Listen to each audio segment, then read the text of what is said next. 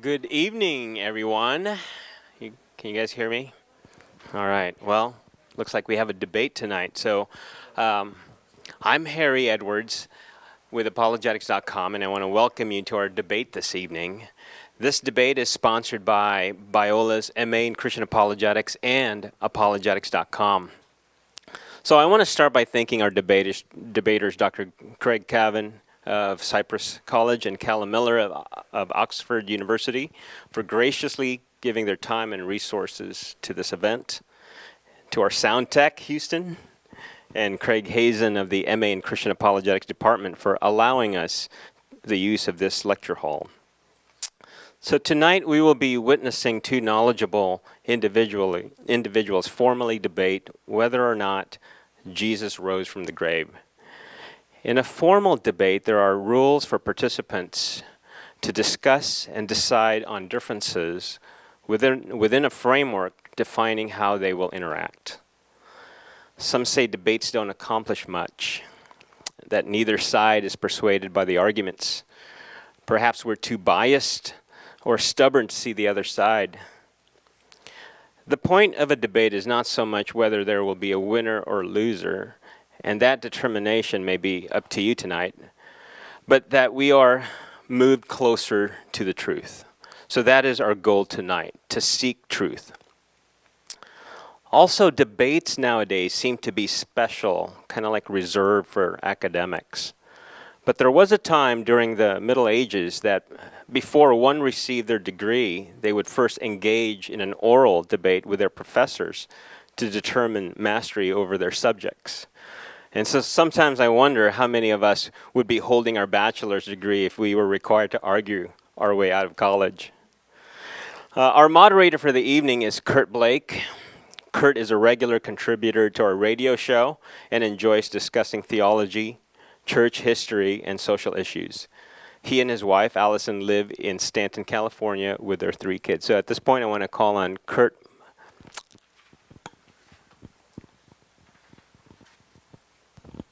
Thank you, Harry. How many of you guys have been to one of these before? All right. So for those of you that haven't, welcome. These are kind of fun, nostalgic events for me. My wife and I, when we were dating, believe it or not, this was a hot date night for us. Let's go to the debate and hear the latest apologetic defense of the Christian faith. So if you've not been to one of these before, 2 gentlemen up here who are going to present information, passionately defending their positions. I was able to watch both of these guys debate about a month ago, was it, guys? About a month ago, early April at Cypress College. And it was a lot of fun, a lot of respect between these 2 guys, and they're gonna present some engaging material for you tonight. Kind of the Reader's Digest version is that guy over there thinks this guy over here is wrong, and this guy over here thinks that guy over there is wrong, and they're going to talk about it. Just kidding. Breaking the ice there a little bit. Maybe it's the Mayweather and Pacquiao fight later, but it's going to be a nice spar tonight. Anyway, with us tonight, Dr. Cavin from Cypress College, professor of philosophy. He's written a book. Actually, his co-author is here tonight, The Doubting Thomas Guide to Logic and Religion. And they're working on a book together, Resurrection and the End of Miracles. But if you go out and Google search his name, you'll find a number of articles he's written on the resurrection and miracles. And he's been in a bunch of debates. If you go out on YouTube, you can find a number of debates that he's been in with various leading Christian scholars and philosophers. So you guys are going to see somebody who's very skilled in debating tonight, and we're pleased to have him here. Calum Miller, he's visiting us from across the pond. He's here from Oxford University, BA in Medical Science from St. Hugh's College of Oxford University. He's working on a bachelor's in medicine and surgery. Again, somebody who's given numerous academic presentations on a host of topics ranging from philosophy to ethics to the existence of God. He's a trustee and director of the Christian Evidence Society. He's a current contributor to the Huffington Post, and he's here in the United States for the next several weeks doing philosophical research. So why the debate? Well, 1 Corinthians 15, the Apostle Paul says that if resurrection's not possible, if the resurrection didn't happen, then Christians are to be pitied, that we're actually pursuing a useless faith and that our preaching is useless. On the other side, if resurrection is possible and if Jesus did in fact rise from the dead, then that has certain implications about the truth claims of Christianity. So we're here tonight to discuss that, and the framework that we're going to discuss that in is something called Bayesian probability theory. So I've gotten a little bit of a Reader's Digest last couple of months up to speed on that, but the gentlemen here tonight who are going to debate, they're going to take the next 5 minutes or so and each give their explanation of what that is, so you guys can follow along as we enjoy the debate tonight. Thank you. Should I use this? I guess you don't have to. Well, I want to thank Kurt, and I want to thank Harry and Calum and Biola, apologetics.com, for inviting us here, inviting me here to debate tonight. I also want to thank my sister, who's a Biola graduate sitting there. You want to raise your hand, right? And former student Jeff, and my co-author Carlos Colombetti, who's come all the way from San Francisco to be here tonight. Let's talk a little bit about Bayes' theorem. I want to talk about Bayes' theorem and the swamping of the priors. I can see this is going to mess up my PowerPoint the way it is formatted, but I think we can still live with that. So this is known as the odds form of Bayes' theorem. If you have two hypotheses, can I move around with the sound okay? So if we have two hypotheses, H and not H, the probability of each of them on evidence E will be equal to the probability of H and not H in and of themselves. That's this term here. And the degree to which each of H and not H makes the evidence E likely. This is called the explanatory likelihood or explanatory power. This is called the prior probabilities ratio, and that's the posterior probability ratio. So, even if the prior probability ratio is very, very small, if the explanatory power ratio is sufficiently large, then the final probability ratio will itself be very, very large mathematically. You don't need a lot of algebra to see this. If this is a whole lot larger than the degree to which the prior probability is small, then the posterior probability ratio will be very large indeed. And if the prior probability ratio is extremely small, if the explanatory power ratio is massively larger, then the final probability will be extremely large as well. Okay, so this is something I will be using tonight. Let's look at an example from Whately and Napoleon. This is Richard Whately, who wrote a very important book, very famous book called Historic Doubts Relative to Napoleon Bonaparte, and I'll let Napoleon speak for you. So let's let N stand for the hypothesis that Napoleon existed. And this little tilde means not, okay? So not N is the hypothesis that he did not exist. And we can see here by Bayes' theorem that the probability of him existing given the evidence divided by the probability of him not existing given the evidence is equal to the ratio of the prior probabilities times the explanatory power ratios. So let's suppose this is very, very small. Let's suppose it's 10 to the negative 12th. And this is very large, 0.99999999999, so it's very large. So our ratio is approximately 10 to the negative 12th. But let's assume we have 1,000 pieces of evidence, N, excuse me. And so each piece of evidence is made twice as likely by N as not N. So we're going to have a staggering explanatory power ratio. Well, so this will be about 10 to the 300th power. And so you can do the math, right? 10 to the 300th minus, right, 12 will be 10 to the 288 power. We will have a staggering final probability for the existence of Napoleon. In fact, the evidence will make the existence of Napoleon probable to 1 minus 10 to the negative 288th power, which is a massive, massive number, right? We don't normally see things like this. Now, what does this mean for the resurrection?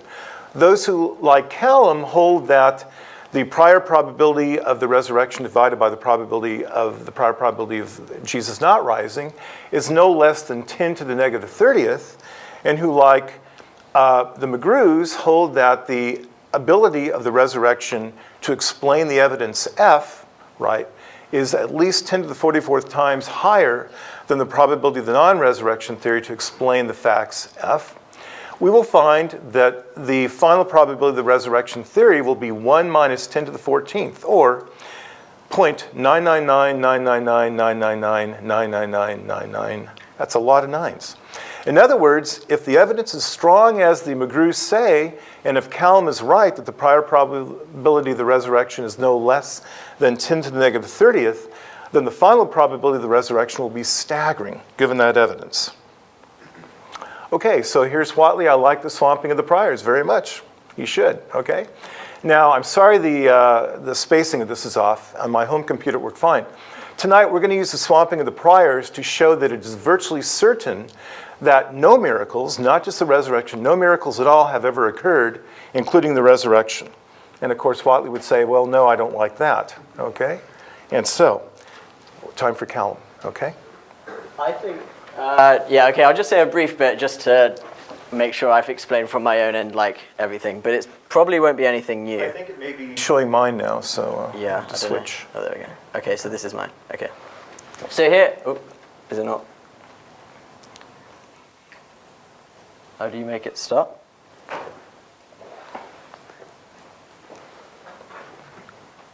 Oh, there we go. Okay. Okay, so here I've just done R, meaning the resurrection, instead of the normal hypothesis. And yeah, I've got the same form as Greg's put up, but just switched these latter two factors round. So yeah, just basically the main thing, at least from my perspective, to bear in mind is that the final probability of the resurrection, given the evidence, is going to be dependent on a few things. And so we don't really need to understand maths hugely to get this. You just need to grasp that it depends on a few different factors, which we'll be debating tonight. And the first factor is the prior probability of the resurrection. And that just means how likely is it that the resurrection occurred before we look at any of the evidence. And this is probably going to be quite low. It might not necessarily be really low, and we'll probably debate that. But the idea is that it's fairly low, and then that the evidence will increase the probability so that the final probability of the resurrection, given the evidence, is a lot higher. And whether the evidence overcomes that is dependent on this middle factor. And the top part of that middle factor just says the probability of the evidence given the resurrection. That just means if the resurrection happened, would we expect the evidence? Does the resurrection theory roughly predict the evidence we have? And the bottom factor just says, what is the probability of the evidence given that the resurrection didn't happen? So we might, again, disagree on this, but the idea from someone who's advocating the resurrection is that they will say, if the resurrection didn't happen, this evidence is really, really surprising. We wouldn't expect to find this evidence if the resurrection didn't happen. So the idea is that that bottom factor is low. And if the top factor is high and the bottom factor is low, the whole factor will be a very high number. And so it will increase the original probability for the resurrection. So I think that's pretty much enough to get us covered. And like I say, if you don't understand it completely, don't worry. The idea is that the probability of the resurrection, given the evidence, is dependent on these things, and that's the things we're going to be debating about. Thanks a lot. That's very good. Very good. Go ahead. Our format for the evening is as follows. We'll have opening speeches of 25 minutes by each of the participants, with 15 minutes of rebuttal from either side, and then 10-minute closing speeches.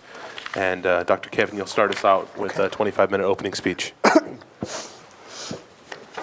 So really, that says the same thing Calum said with a concrete example.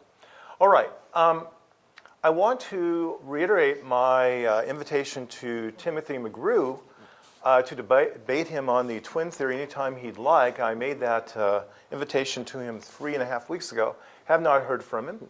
I also would like to debate him on the myth-legend theory. I find his argument against this theory very weak, and so I, again, would like to, invite him to debate me on the myth-legend theory. Okay, having said that, let's go ahead and get started. So our strategy is going to be to disconfirm the resurrection by disconfirming all miracles. So we're going to show no miracles occurred. We're going to adopt a worst-case scenario strategy for us.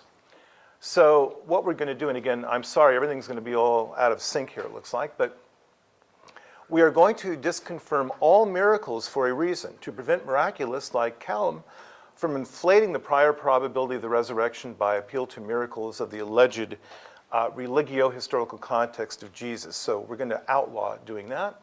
We're going to grant a fantastically high prior probability to the believers, a fantastically low prior probability for us. We're going to assume that there are 500 million testimonies and traces for miracles. We're going to assume the independence of the evidence, which actually hurts our argument. We're going to assume minimal likelihoods of evidence on our own hypothesis. So that's going to be our strategy. We're even going to grant to Calum that the probability of the resurrection on the evidence is actually 0.999999, right? We're going to grant him that the explanatory power of the resurrection to explain the facts F, the empty tomb, the appearances, is 10 to the 44th power. So we will grant him that tonight, all right? We're going to argue that all that is irrelevant beside the point. So let's look at our hypothesis. We're going to have 3 mutually exclusive, jointly exhaustive hypotheses. The first one is M, the miracles hypothesis. And again, I'm sorry that this is all out of sync. It should be nicely spaced out. M is the hypothesis that at least one miracle occurs somewhere in the universe in the past, present, or future. So here's the Big Bang, and here's the universe right now and up to the future. Maybe the miracle occurred sometime in the past. Maybe it occurs somewhere in the present. Maybe it occurs in the far distant future, or maybe all of these. So our hypothesis is simply at least one miracle occurred. We're not saying where. Now, our hypothesis is equivalent, for those of you who've had symbolic logic, to the existential generalization that there's at least one miracle. And that, in turn, is equivalent to the disjunction of all particular miracle hypotheses. So let's talk about a few of those, okay? So very quickly, the Buddha performing the twin miracle of simultaneously producing water and flames from his body, that will be one of the disjuncts of M. The Guru Nanak stopping a rolling boulder in Pakistan, very famous miracle, that will be one of our disjuncts too. Of course, Jesus healing the man born blind, Jesus walking on the water, the preservation of the corpse of the Blessed Emilia Lambertini from corruption. These are just examples. The resuscitation of Joseph Smith Sr. by his son Joseph Smith Jr. in 1835. Those are again among the disjuncts. The trihexagrammatonian demon of Mars levitating a Martian rock. Very famous photograph of that. Emperor Ming levitating the 7th gold pyramid of Mongo by the use of a supernatural power. Again, these will be among the disjuncts of M. Now, our second hypothesis is L. This is the law of nature hypothesis. This is the hypothesis that the laws of the sciences, as these are currently formulated in standard reference works without the supernatural non-intervention proviso, no agent intervenes by the operation of supernatural power. These are true, and thus the actual laws of nature within their restricted domains. We add the end part there because, of course, we know that general relativity and quantum mechanics seem to conflict with one another. Okay, so here's what I'm saying. Our laws are unconditional. They're simply L by itself, script L, not the law if no agent intervenes by the exercise of supernatural power, then script L. Okay, so our hypothesis is that all the laws of nature have the form of L, not script L, of script L, not with the proviso in front of it. And we're going to be using this as a hypothesis to confirm by evidence tonight. We're not assuming it's true. We're going to confirm that this is true.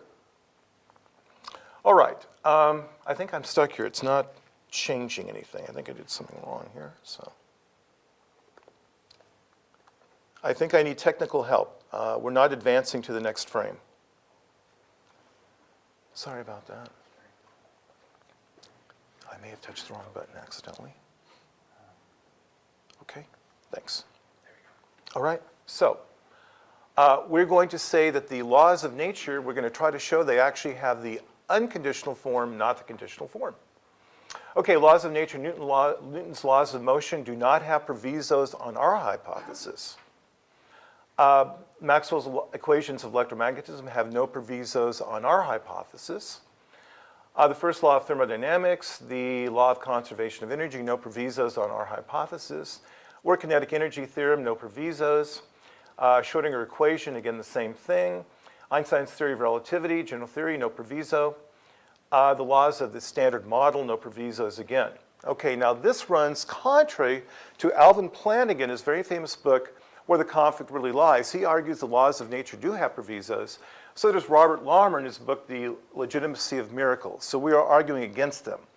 They give philosophical arguments. We're going to give an empirical argument to show that the actual evidence shows that they are wrong and we are right. Okay? Here's our third hypothesis, not M and not L. So we have three hypotheses. At least one miracle has occurred.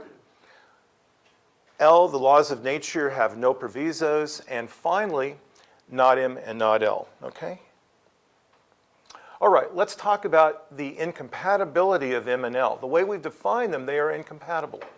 Each miracle hypothesis in M sub I entails of some agent, some place P and time T, and law L script of L, that A causes it to be the case, that not L at P and T, by the exercise of supernatural power, whereas L, our hypothesis, right, this is M, our hypothesis entails simply L at P and T. So they are mutually exclusive hypotheses. An example, take the ascension of Jesus. This entails, where P and T are the time and place of the assumption, that God caused it to be the case that the kinetic energy, change in kinetic energy of Jesus was not equal to the net work done upon his body at P and T by the exercise of God's supernatural power, whereas the work kinetic energy theorem entails just the opposite, that the change in the kinetic energy of the body of Jesus was equal to the net work done on it at P and T. So we have two conflicting hypotheses. Just wanted to make that really clear. So the ascension violates the kinetic energy theorem, right, when it has no proviso, which it does on our hypothesis. Let's turn to the evidence. Our total evidence is going to be called E, not F, and it's divided into two halves, the testimonies and the confirmation instances. So let's look at these in detail. First of all, we have T, the testimonies and traces for the miracles of M. So T will be divided up into a whole bunch of testimonies, a whole bunch of traces. We're saying there's 1 through K of them. We'll give you a value for what K is in a couple of minutes. So for instance, John 20, this is evidence. It says that Jesus appeared to the disciples in the upper room with Thomas, Didymus, right? The Shroud of Turin is a trace, right?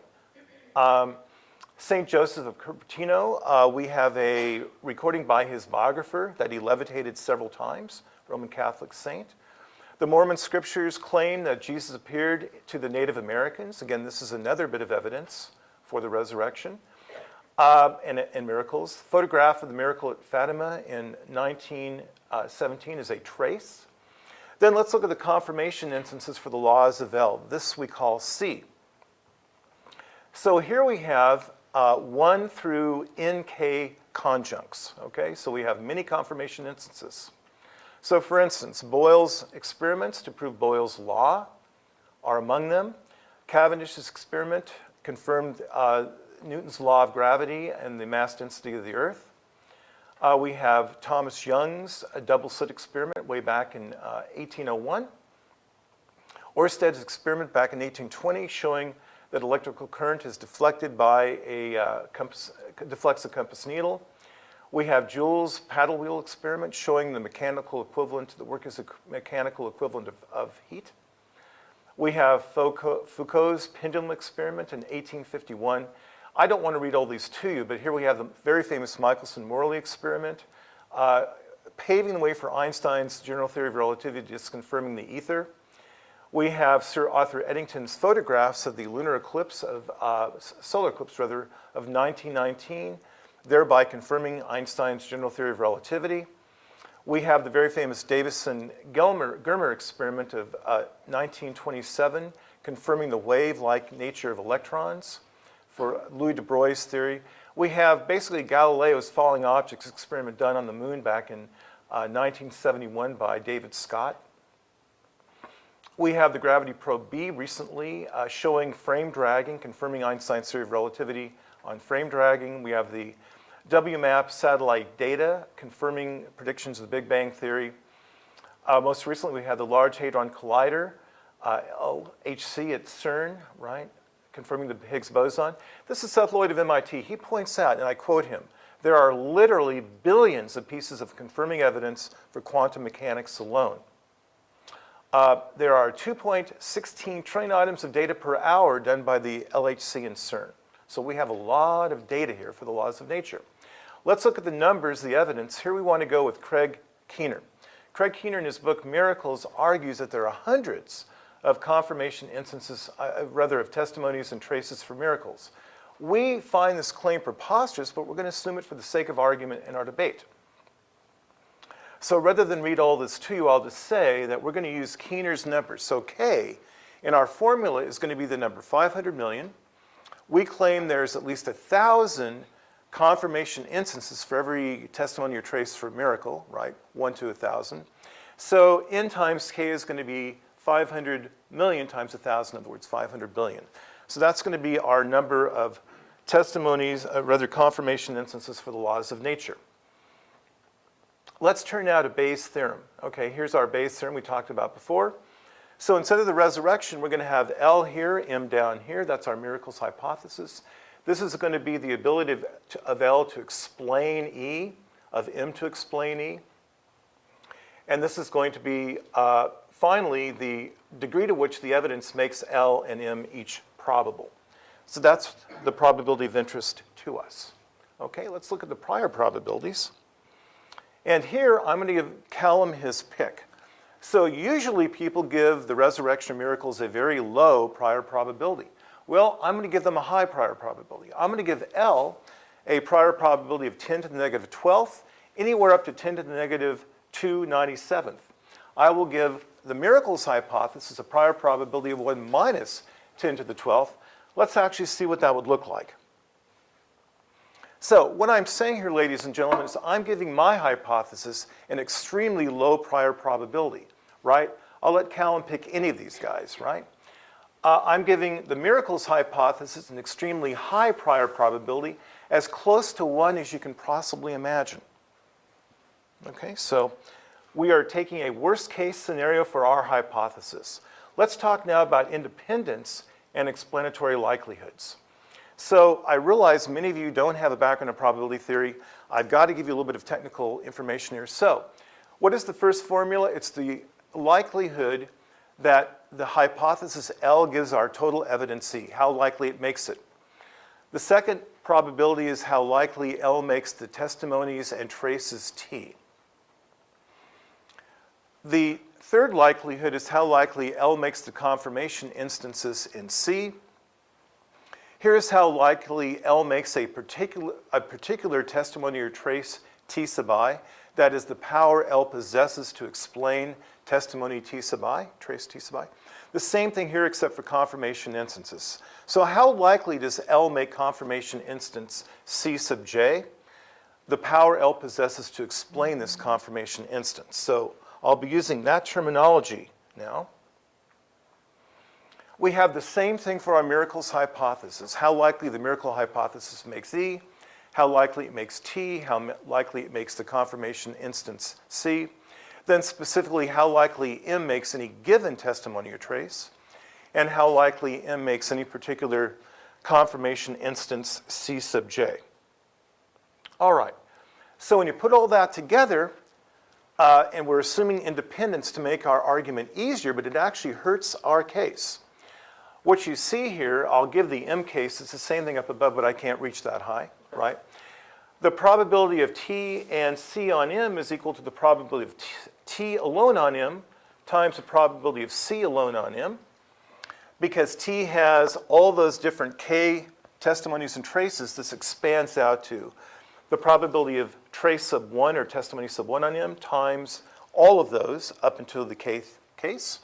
Same thing for the confirmation instances, except here we have N times K of them. And this simply summarizes all that into an easier to understand formula, okay?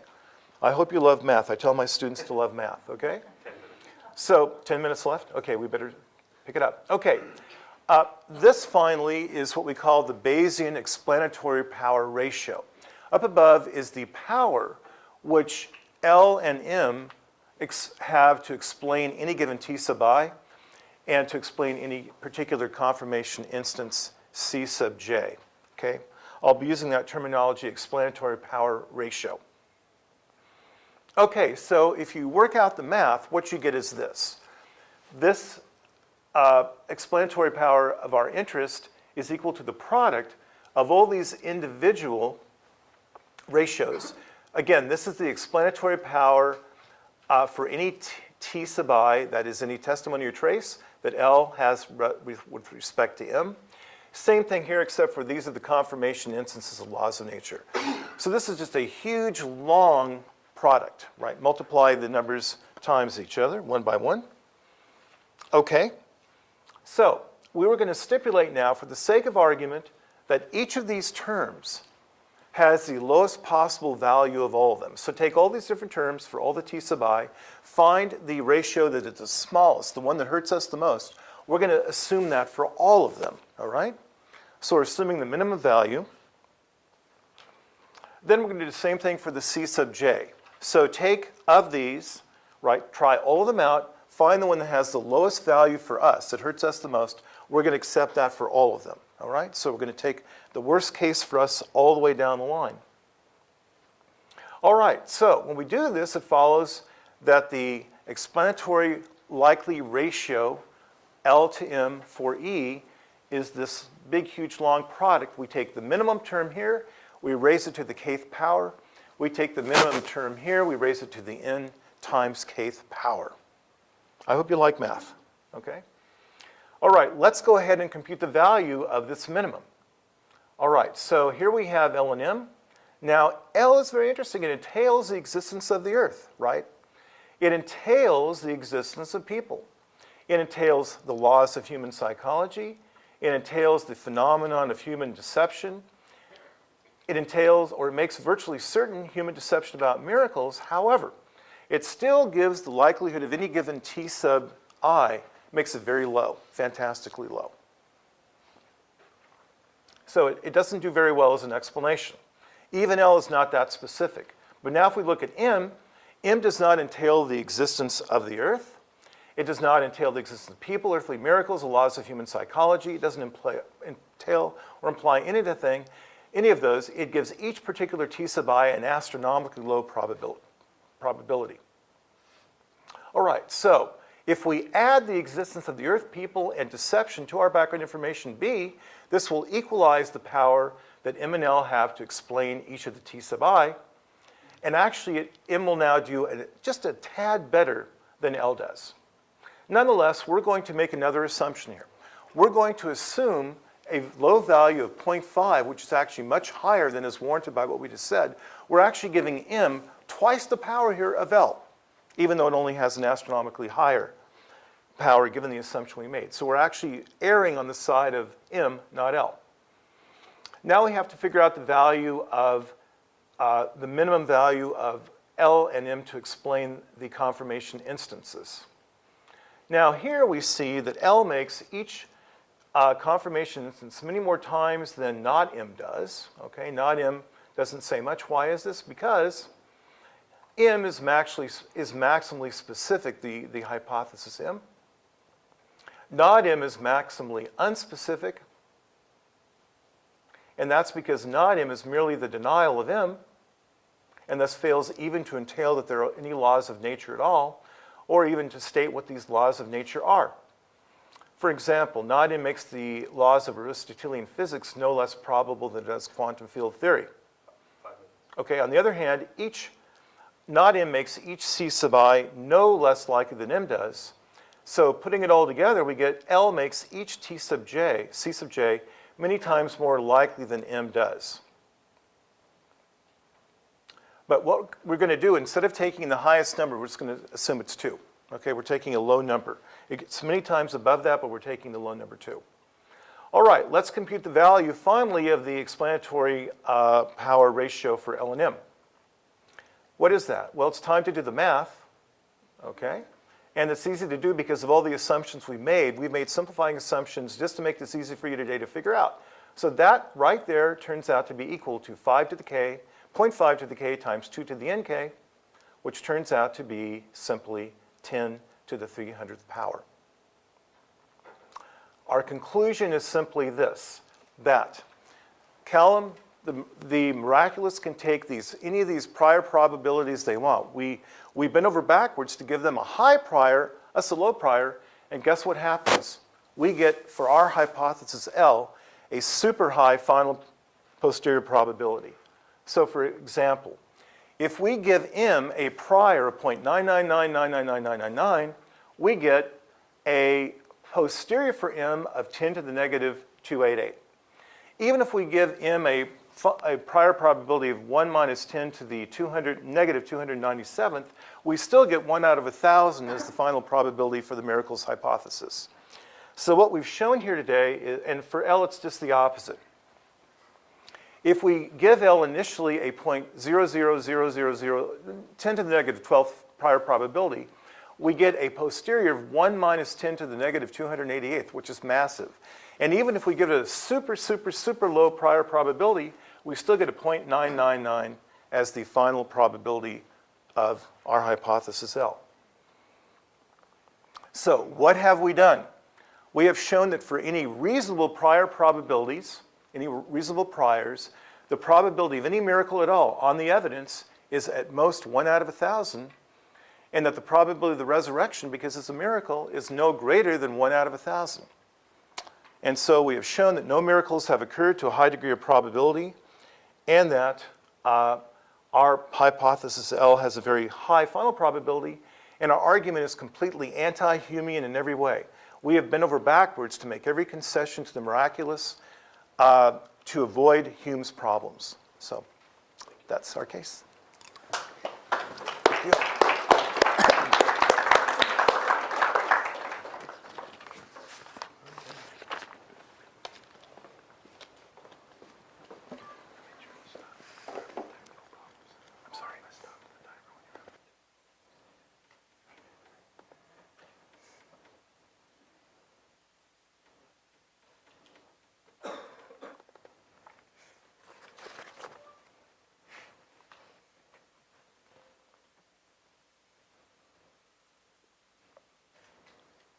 Okay, yeah, so thanks, Greg, for that opening speech. Thank you to everyone for coming out today and missing the opening scenes of the Pacquiao-Mayweather fight. I hope it will give you something at least comparable to it, even if not physically violent in the end. Kurt did promise that there'd be a lot of passionate speaking tonight from both participants. I should qualify this and say that I am actually British, which means I'm pretty much incapable of expressing any passion in public at any point. But I'll do my best to at least be remotely engaging. So yeah, thank you for Biola for hosting this, and for apologetics.com and for putting it on, and especially to Greg for being my partner in debate this evening. It's been a pleasure to get to know Greg over the last few months, and to get the chance now to meet him in California. And I hope that, as well as introducing you to some of the debates and issues revolving around this, that we'll be at least able to model the friendship that can underpin these debates as well, and the civil spirit and the friendly spirit that can underlie that, because we have been on very good terms for a number of months now, and we continue that. So it's a pleasure to call Greg my friend. So I'm going to begin with a story. The story is this. The year is around 4 BC, a small, rowdy but unimportant corner of the Roman Empire. Caesar Augustus is lord over Rome, most of Europe, North Africa, and Israel. It's an unhappy arrangement. Most Jews begrudgingly submit to their de facto king, while others violently resist. In a small countryside of shepherds, fishermen, and outcasts, a baby is born. He grows up fairly modestly, submitting to his parents, working as a manual laborer in nearby towns. 30 years pass, and he might well have lived and died with no one ever knowing. But one day things change. This nobody finds a few other nobodies fishing, and they join him. This nobody performs miracles, not to the important people or to kings, but to peasants. Not to win acclamation, but to heal and to serve. There are no megachurches, no flashing lights, no #1 Yeezy album. He reaches out to oppressed people, to untouchables, and to other outcasts, healing them and inviting them to join his kingdom. To join not for material gain, but for friendship with himself, the king. A king who bends to wash the feet of his subjects and humiliates himself so that the last, the least, and the lost can be honored. And so important people from the city begin to hear things. And so they test him. Who is the king? Do we pay taxes to the king, Caesar? If he says yes, he gets killed by the Jews. And if he says no, he gets killed by the Romans. So Jesus asks, whose image does the coin bear? Caesar, they reply. Give to Caesar what is Caesar's, and to God what is God's. The coin bears Caesar's image, but you bear God's image. Caesar can have his coin. I want you who hate me and who try to kill me. And so his disciples later protest at the anger and all the things that have been said against him. And they say, Lord, call down fire on them. Jesus' best friend even goes to kill one of his arresters, but Jesus rebukes him and heals the man. Love your enemies, he tells them, real enemies, those who arrest you and crucify you. And so as he claims kingship and divine authority, as he judges the important religious people for hating their enemies and outcasts, they kill him. They give him a death so excruciating and lonely that Roman citizens were exempt from it. A death so shameful that Hebrew law regarded the crucified as accursed by God. And so the movement was dead. The wannabe king died as he was born, a lonely, rejected loser from Nazareth. But a few days later, those who followed him and abandoned him began to preach that he was alive and that he was king. Those who rejected him all along began to say the same thing. This band of losers from the Galilean countryside traveled across Europe, Asia, and Africa, declaring that this crucified criminal and blaspheming peasant had been raised from the dead. People from the lakes of Galilee and from the high council in Jerusalem began to throw their lives down for him. They shared any riches they had with the poor, prayed for their enemies, were thrown into prison, and killed with stones and crosses, so that a few decades later, bishops in Syria were writing, "Come, fire and cross, come hacking off of limbs, come crushing of my body, and come the cruel tortures of the devil. Only let me reach Jesus Christ." And the invitation these early Christians had was this: come to join this kingdom, with a king who sits not on lofty thrones, but nailed to a cross, by his own subjects, whom he loves and serves. A kingdom that prevails against the corrupt, greedy, and violent kingdoms and states of this world. A kingdom that endures against suffering and even against death itself. A kingdom that offers such freedom that those who join in it endure against all afflictions, and such freedom that comes from friendship with the king himself. A freedom from the shackles of shame or guilt, from the need for popularity, from the longing for reputation or acceptance, and from any other secret addiction to money, sex, or whatever else we long for and beat ourselves up over. And so this is a challenge. The king tells me that I must love my enemies and forgive those who wrong me. He tells me that if I don't have time for the lowest, most unimportant person I come across, then I don't have time for the king of the universe himself. And that's the kind of radical acceptance he asks for. But following this servant king is a challenge that many from the very start have accepted, and with it changed the world. So the question now, of course, is, how did this all happen? What led this band of outcasts, council members, and Romans to go willingly to their deaths in the name of a public embarrassment? Jesus. I'm going to be arguing that the evidence we have strongly suggests that God raised Jesus from the dead to vindicate his ministry and to start a movement following him. So remarkably, a very strong case can be made even without looking at Christian documents to begin with. Using only non-Christian documents from the 1st century after Jesus. I'm talking about people here like the Jewish historian Josephus, Roman historians Tacitus and Suetonius, Roman writer and governor Pliny the Younger. These are all non-Christian sources writing within the 1st century after Jesus. And from these people we learn the following: that Christians were widely persecuted across the Mediterranean from a very early age, that Jesus' own brother James was executed by Jewish authorities in AD 62, that Jesus himself was crucified under Pontius Pilate in the reign of Tiberius, that the movement stopped briefly before resuming on the 3rd day, is the language Josephus uses, in Judea before spreading to Rome, that Christians met on a fixed day, as Pliny writes, that Jesus was called the Messiah, the Christ, that he was called and known as a wise man and a miracle worker, and that Christians even prayed to him as a god, that Christians had a stringent moral code, and that they spread widely in large numbers very shortly after Jesus' death. And so it's important not to underestimate the force of this evidence. Many of these facts are attested multiple times across these non-Christian authors and are beyond historical doubt. So, there are a number of other facts we can establish without the resources of Christian writers and biographers. It is virtually certain that any given Jewish criminal in Palestine in the reign of Pilate would be buried in a known place.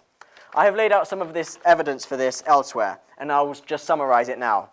There's a divine command throughout the Old Testament to bury the dead, both for the dead's sake and for the land's sake. Since anyone hung from a tree is cursed according to Deuteronomy, there's an extra reason not to leave someone who was crucified out without being buried. God commands explicitly that anyone executed must be buried properly in order to avoid defiling the land. So this wasn't just something that was for the sake of the dead person. This was something for the land. And so it doesn't matter that Jesus would have been a criminal. What matters is that the land was holy to the Jewish culture, and so there would be an absolute obligation to bury them. This command is reiterated throughout the Old Testament and afterwards, both in apocryphal literature and in the Dead Sea Scrolls found at Qumran. In addition, first century writers Philo and Josephus repeat these same sentiments, and in later rabbinical writings, in Midrash, in the Talmud, and other Jewish writings after the time of Jesus, the need for burial is re-emphasized again and again, and it's even commanded to high priests. This non-Christian historical evidence is clear about burial protocol. Bones from the corpse were collected a year later and put in an ossuary. In the case of criminals, ossuaries would be transferred to the family tomb. Public mourning for criminals was prohibited, so praying inside tombs was often necessary, and excavations have confirmed this. Spices and perfume were typically taken to the tomb, and respected holy men would usually have their tombs venerated. And finally, we know from non-Christian literature, from Jewish writings, that the Sanhedrin, the High Council in Jerusalem, was given a specific duty to provide a tomb for executed criminals. And so, even if there were no reasons to remember where Jesus was buried, it's likely that those who buried him just a day and a half earlier would remember where he was buried, since the Sanhedrin themselves had the obligation to find the tomb and prepare the tomb and so on. But given the extra knowledge I've given about Jewish burial practice, all the reasons Jews would have for noting the specific location of a tomb, and especially one in the case of Jesus, it is inconceivable that Jesus' followers would not clearly note the location of his tomb when buried. And so I conclude from non-Christian historical documents alone that it is virtually certain that Jesus would have been buried in a known tomb. And I'm happy to supplement that case with even more extremely strong textual and archaeological evidence if this is challenged. So what else do we know from Christian history, from non-Christian history? We know that the idea of a dying Messiah was profoundly alien to Jewish thought. A dead Messiah meant a false Messiah. A crucified man meant a cursed man, not a Messiah, and certainly not a God. Moreover, there was no change in the relationship between Israel and Rome. Israel were just as oppressed as ever, under an increasingly belligerent Roman rule. Nothing suggested that Jesus had been a successful Messiah. Everything suggested otherwise. In addition, there was absolutely no expectation of any resurrection before the end of the world. Greco-Romans did not believe in resurrection. Sadducees did not believe in resurrection. Pharisees believed in resurrection, but only at the end of the world, and never beforehand. This idea was completely alien. Other Jews probably had a mix of responses, but none of them thought that resurrections would happen before the end of the world. The Jews knew about grief visions. They knew when people very close for a very long time had passed away, the person who was mourning the deceased might occasionally have transient visions of one sensory modality and so on. They knew about these things, and they had terms for these things. They would never have said resurrection, and they didn't in any other circumstance. They called these things exaltation, or just a feeling that that person was still with them. They talked about the idea of being in Abraham's bosom, a place where the deceased went in a kind of paradisical way. They talked about apparitions. They knew that grief visions weren't the same as resurrections. Resurrection was something else entirely. And so it's clear simply from the meaning of resurrection, the Greek anastasis, that any Jew willing to undergo such a radical shift in their beliefs against all their biases must have had a very compelling and determinate experience to convince them that someone had been raised from the dead. Even more so for a whole group of Jews. They must have had ostensible appearances of Jesus, risen from the dead, more compelling than mere feelings or grief visions. They must have been able to have conversed with him, spoken with him, and touched him all in one go. They must have been able to verify these things and visions with each other. And given their knowledge of the tomb's location, it's unthinkable that they would risk their lives and everything they had by proclaiming the resurrection without just checking that the tomb was empty to begin with. It is even more unthinkable that the authorities who wanted to abolish Christianity would let them continue without checking the tomb that they themselves provided. But we know that after Jesus' death, his followers did precisely that. And we know all of this without even looking at a single Christian historical document. But of course, we've also been endowed with a number of early sources written by early Christians who either knew Jesus or who knew his close followers, much earlier and more numerous than for almost any other ancient historical figure. So let me make some preliminary remarks here. Firstly, nothing in my case relies on the authors of the Gospels being eyewitnesses themselves. I think there is excellent internal and external evidence that they are all based substantially on eyewitness testimony, and even that John and perhaps Matthew are eyewitnesses themselves. But any evidence for these only adds to the already powerful historical case given by the accounts in the Gospels, which are hugely and substantially based on eyewitness testimony. Secondly, Nothing in my case relies on the substantial historicity and general reliability of the Gospels as a whole. Again, there are powerful arguments for this, but my case does not rely on them. There are many features of the resurrection accounts in particular, specifically, which betray those historical marks of the resurrection accounts. I don't need to rely on the general reliability of the Gospels.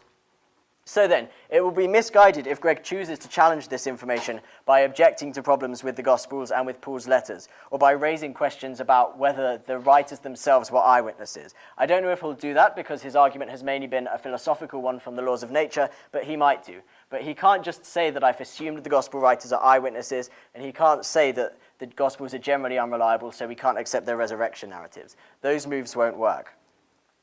Indeed, most of the pertinent facts can be established from non-Christian history alone. But let me briefly summarize a small portion of the supplementary evidence the Gospels and epistles supply.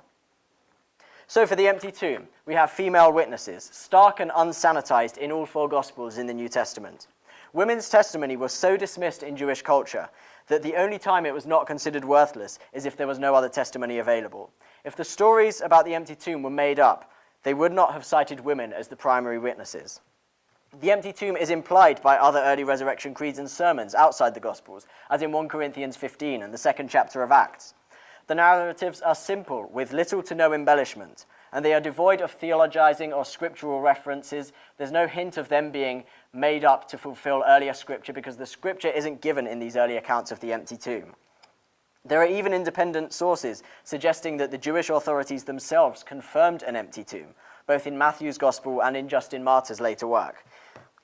There's no evidence that Jews were saying that Jesus' body was still in the tomb, even though they would be in a position to check that. Moreover, the radical, multiply attested cultural shift from resting on Saturday, the Sabbath, to Sunday, the Lord's Day, also counts as strong evidence in favor of their finding an empty tomb on the Sunday morning. Moreover, the burial tradition and proclamation of the resurrection strongly support the empty tomb story. And I have already argued that Christianity could not have arisen without an empty tomb, even before looking at Christian sources in particular. And so all this evidence leads the atheist historian Michael Grant to say, if we apply the same sort of criteria that we would apply to any other ancient literary sources, then the evidence is firm and plausible enough to necessitate the conclusion that the tomb was indeed found empty. For the appearances, I have already argued that the rise of Christianity, known from non-Christian sources alone, makes it overwhelmingly probable that Jesus' followers and others had robust public experiences of what they took to be Jesus. But we also have specific detailed evidence that they had such appearances. Jesus' followers and others had multiple experiences of Jesus, according to many accounts throughout different Gospels, the Book of Acts and New Testament epistles. These included appearances not only to Jesus' followers, but to those who thought he was crazy or a false prophet during his ministry, like his brother James or his mother Mary, and the zealous Pharisee Paul. The very early creed in 1 Corinthians 15, dating back to within a few years of the crucifixion, includes an appearance to 500 people and indicates that many of these eyewitnesses were still alive for verification. The narratives in the Gospels themselves are multiple, independent, and detailed. They include obscure details which we would not expect if they were fabricated. They cohere in incidental details with other parts of Jesus' life in independent sources. They are far from what we would expect if they were simply projections of the Old Testament and the intertestamental period. Jesus does not conform to any of the visions of resurrection as given in those writings. He doesn't come as a shining star like Daniel might have predicted, but he comes as a relatively humble individual. The appearances to women are recorded in the Gospels, which we would not expect if the stories were made up. And as with the stories of the empty tomb, there is no theologizing, embellishment, or scriptural references talking about fulfillment of Old Testament scripture. The stories themselves are basic and simple. And as I've mentioned, it's nigh impossible that the disciples would have believed in Jesus' resurrection had they not had at least apparent experiences of him. And so all of this leads the atheist New Testament historian Gerd Ludemann to write, "It may be taken as historically certain that Peter and the disciples had experiences after Jesus' death, in which Jesus appeared to them as the risen Christ." So we have extremely good evidence from non-Christian sources alone that Jesus' followers and opponents found his tomb empty shortly after his resurrection, and that many of them had robust polymodal experiences of Jesus for a period after. And we know that there was widespread persecution of Christians very soon afterwards. The multiple independent biblical accounts offer an abundance of extra evidence, and even more so if there is good evidence that they are generally reliable and based on eyewitness testimony. These facts are all entirely natural, so there is no need for atheists to be afraid of granting them. But now we've provided evidence for them, we have to explain them. Bayes' theorem, as we talked about earlier, says that the probability of my resurrection hypothesis, that God raised Jesus from the dead in order to vindicate him, is a function of three factors. Firstly, how well does my hypothesis explain the evidence? I think it's palpably obvious that if God raised Jesus from the dead in order to vindicate him, we would expect his tomb to be empty. And we would expect those who knew Jesus and his teaching best and who would be able to recognize him to see him after his death. So the probability of the evidence given the resurrection hypothesis is very high. It doesn't need to be particularly high for the argument to work, but I'll just say it's 0.1 as a kind of moderate amount. And that's that top factor in the middle there. So the second factor is how well alternative theories explain the evidence. If my hypothesis is false, how likely is it that we would have the evidence we do? Now, we reach this probability by multiplying many improbabilities together. I'm going to try and keep it simple here. So say we begin with the probability of Jesus' tomb being found empty. There is no reason to expect this in the first place. And rival theories which might possibly explain it are all very much disconfirmed by the evidence we have, by the textual evidence, by the circumstantial evidence, and so on. So the empty tomb is very improbable if Jesus didn't rise from the dead. I think 1 in 1,000 is a generous estimate. I think it's actually much lower, but we'll say 1 in 1,000. So that's our starting point. But we have to multiply this probability by another probability. And the second probability is the probability of James, Jesus' brother, having a resurrection experience, by which I just mean he had an apparent appearance of Jesus after Jesus' death. James was critical of Jesus during his lifetime and would have needed even more evidence than the other disciples who were initially sympathetic to Jesus in order to convince James that Jesus really had been risen from the dead. There are embarrassing accounts in the Gospels of James thinking that Jesus was insane. That's the kind of language it uses. James had a huge opposition to Jesus' ministry while he was alive, but still had this experience which changed him. All the alternative theories of this experience for James regarding hallucinations are extremely improbable in the first place, and we can look at statistical data to justify this. Thank you. So we can set this at 1 in 1,000 as well. Again, this is extremely generous, but I'll just grant it for the sake of argument. And so we can already see what begins to happen. We multiply these two improbabilities together, the improbability of the empty tomb and of James having a resurrection experience, and we go from 1 in 1,000 to 1 in 1,000,000. And so we do that for over a dozen more people, the 12 main apostles in Jesus' inner circle, the women, Cleopas, St. Paul, and so on. We multiply them again and again, and we get an absolutely enormous number. I don't want to give any precise estimate here, but this is just what Timothy and Lydia McGrew, two philosophers from Michigan, put as an estimate. 1 over 10 to the power of 44. And 10 to the power of 44 is just 1 with 44 zeros after it. And so that's a huge number. And so if we plug that into Bayes' theorem, what we get is this, that the confirmation is an absolutely huge number. So the initial probability of the resurrection only has to be a very, very small number if the final probability of the resurrection, given the evidence, is going to be high. And so it can easily be seen that the only way we can accept evidence this powerful and still hold that Jesus probably wasn't raised from the dead is to say that the prior probability of Jesus' resurrection is even lower. I'm going to come to Greg's arguments for this conclusion in a moment, but for now, let me just focus on the main argument that Greg gave. How long do I have left? 3.5 minutes. Okay, I'll do my best to summarize this very quickly. So let's assume that God exists. I'm going to give an argument that the prior probability of the resurrection is at least moderate, at least nowhere near as low as that. Let's assume God exists. If God existed, he would give us a generally ordered world so that we could have responsibility for each other, we could predict the effects of our actions, and that's the only way we can have meaningful actions. But it's also very plausible that he would want to throw in just an occasional hint that there was something more to the universe. As William Paley recognized nearly 200 years ago, miracles are one of the best ways God has of teaching the world things about him. But on this hypothesis, we would expect all the same evidence that Greg has in mind for the laws of nature. Miracles must be rare in order for us to take them seriously, and so we would expect almost all the evidence to be in conformity with the idea that the laws of nature generally hold. So any evidence Greg cites for these laws does not favor his hypothesis over my hypothesis at all. All we need to do is think about which importantly unique circumstances God might perform a miracle in. And if those importantly unique circumstances hold, the fact that the laws of nature normally hold, so that they normally operate, offers no distinct evidence against a miracle in those unique circumstances.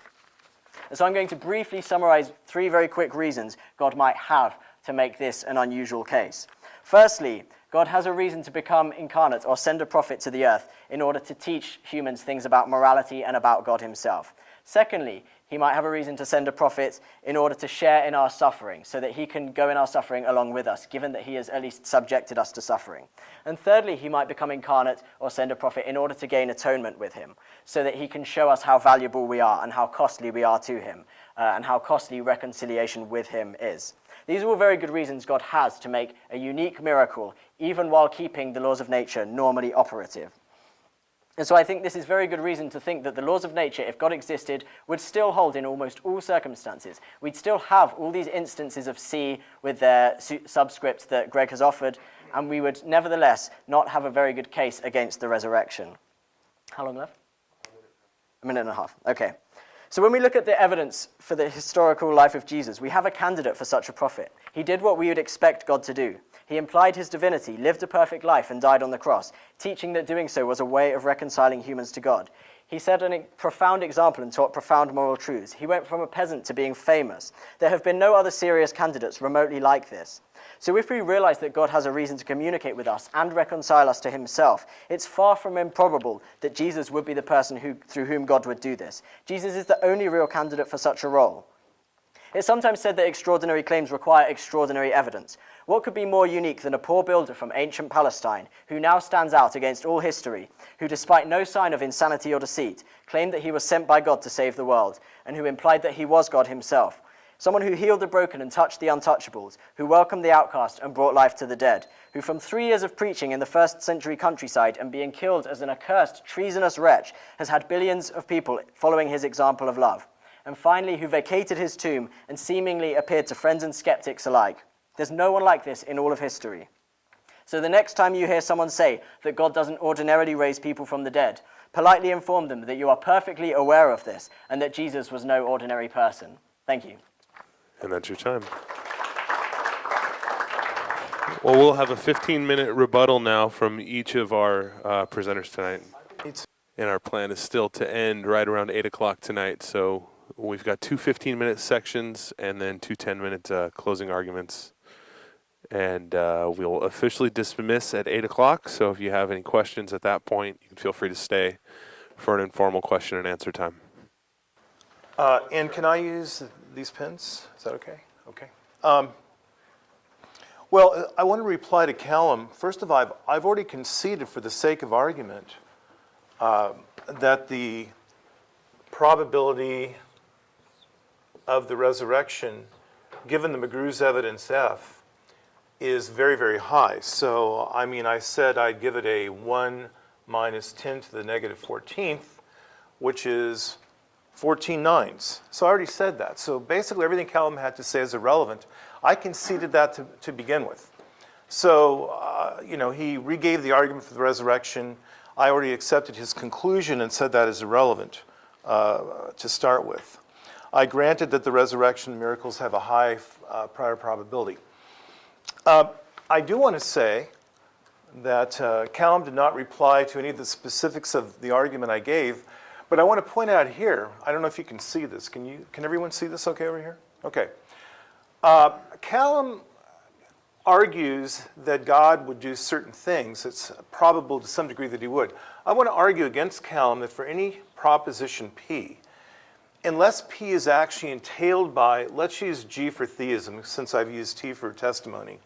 So let's let G be theism. I want to argue that the probability of any proposition P on G is simply undefined unless P is entailed by G or unless G is logically, probabilistically independent of G.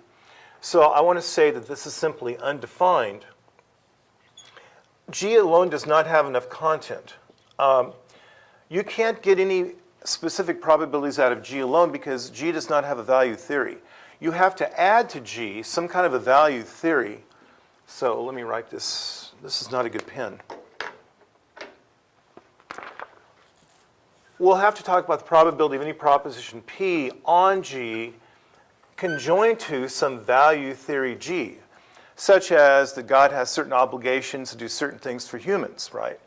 Now, then you can get some interesting probabilities, but the thing is, your value theory V will need to be proven first, and all the examples Calum has given are where the probability of V is undefined or not high enough. So when he argues that God would be likely to do this or that, I simply think we don't have any proof of that, unless he's speaking of what we call subjective degree of belief. If those are his personal subjective degrees of belief, then I agree with him. Those may indeed be high.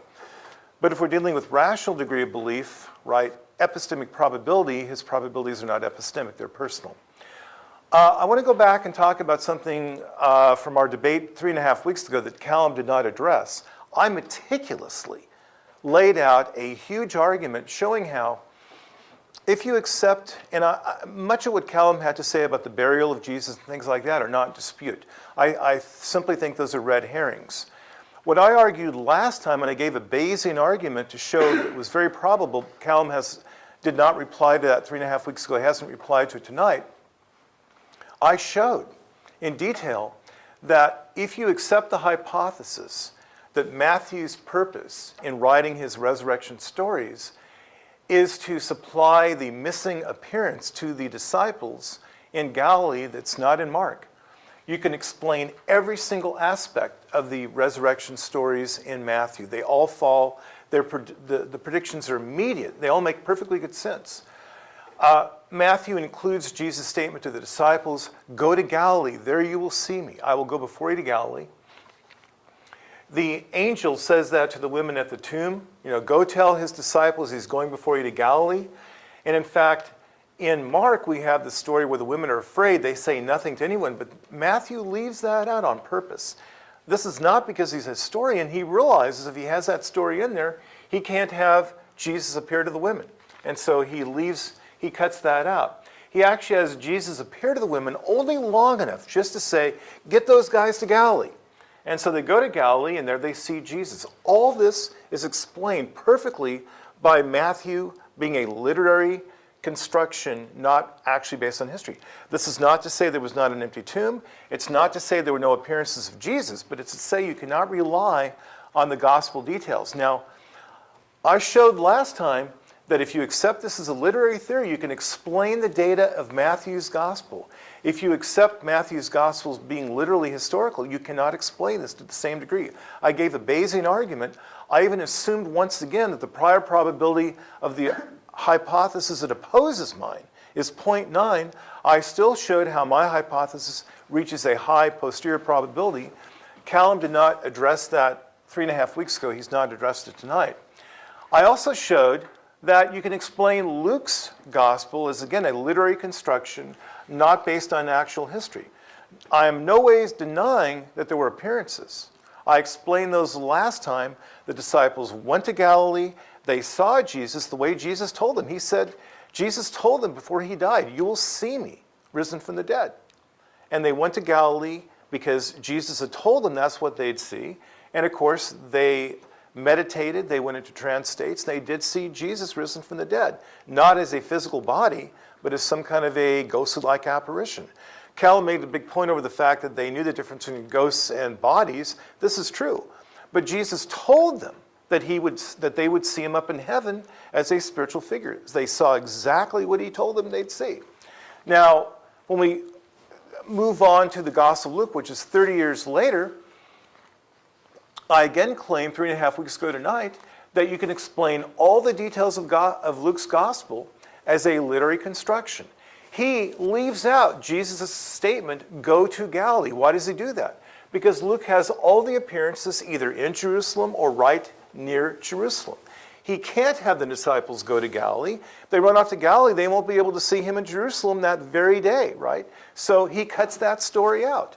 It's not a coincidence that Matthew has that and Luke cuts it out. You can explain this as a purely literary construction. The appearance to the women by the two angels in the tomb and what you can't see this here, unfortunately, it's not clear enough, but if you compare the statement of the angels in Luke to what is said in Mark, Luke is a very conservative author. He'll only change an earlier author if he has to. And he makes little changes what Jesus has to, what the angel says. He leaves in Jesus told you, and he leaves in the word Galilee, but now he says, do you remember how Jesus told you while he was still in Galilee, right? And go home and don't take my word for it. Never take my word for it. Go home, compare the statement of the angels in Luke to the statement of the angels in Matthew to Mark. And you can easily see changes being made by the later authors on purpose. The appearance to Peter, the appearance at Emmaus, the appearance in the upper room, right? All those are literary constructions because Luke has a need to have Jerusalem as the central place, the birthplace of Christianity. If you take that hypothesis, it explains all the literary data you find in Luke. It explains also why in John, right, you find Jesus appearing in the upper room too, because John is a later gospel. It explains the Thomas story. It explains why Jesus later on appears in Galilee, because John knows both Matthew, who only has an appearance in Galilee, and John knows of Luke, who has appearances only in Jerusalem, so John has them both. He's the latest gospel. You can explain all of this. So Calum made a big deal about the details of the appearances, that they were multimodal, talking with Jesus, walking with him, touching him. All that comes from simply not responding to my literary hypothesis, which I gave a Bayesian argument for 3.5 weeks ago today, to show, and we can call that up, to show that this, you cannot rely on the Gospels in detail as evidence for the resurrection. You can get some general points from them, but you can't press the details. At least this much. Neither the McGrews, Craig, Lacona, nor here Calum have responded to my detailed Bayesian argument otherwise. So I would still wait for Calum to reply to that. Calum said briefly that he could account for the laws of nature on the resurrection hypothesis, but again, Calum did not do what I did. I gave 3 mutually exclusive, jointly exhaustive hypotheses. Again, I accepted his conclusion that the posterior probability of the resurrection on the facts of F is 1 minus 10 to the 14th. I accepted that. And again, he did not respond to the fact that my argument takes this into account and shows that the ultimate probability of the resurrection on all the evidence being E, turns out to be remarkably low. So he needs to respond. 5 more minutes? Okay.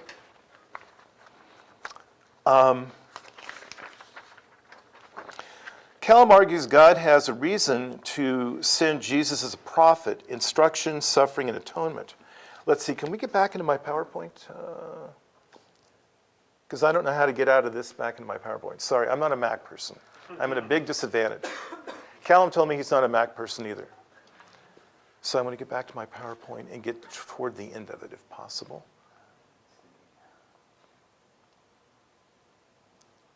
You can X out of that. We don't need that. That's served its purpose. So, sorry, I wish I were more technically adept. Plus, I'm very fumble fingers. Yeah, that's it. And I'm just going to zoom to the end of it. Okay. Which side? Which side? The very end? Pretty much toward the end. Not completely, but a little bit up. Let's see, a little bit higher. Higher. Keep going, keep going. A little down a little bit. Let's start right there. This one? Yeah, okay. I have a beautiful clip I can't show you of the movie Jason the Argonauts, where Hermes, appearing as a man, suddenly turns into God Hermes to convince Jason that he's spoken the truth.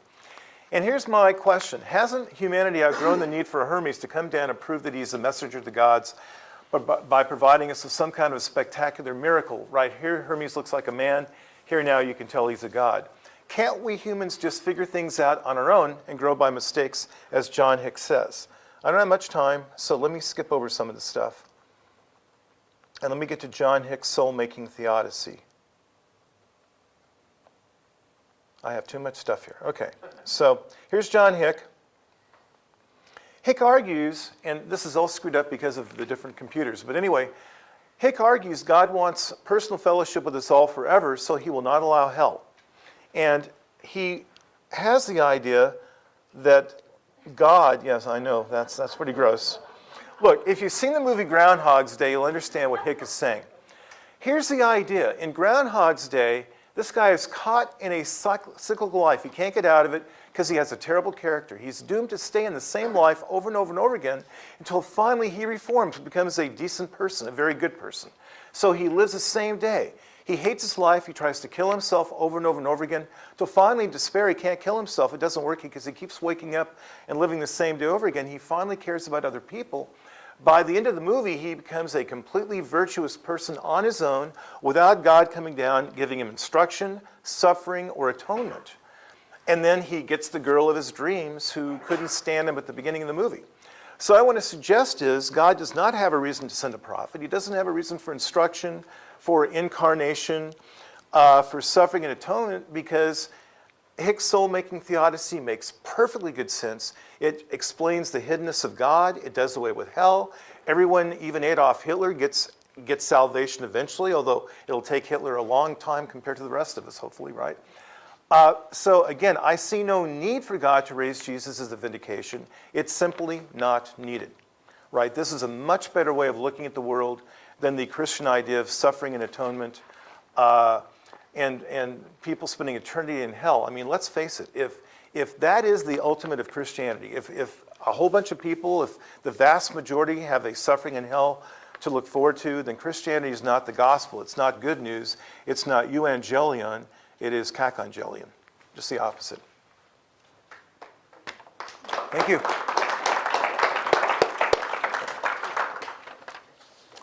Okay, so I apologize for this slide keep coming up. I feel like I'm giving empty promises about you finding out about me.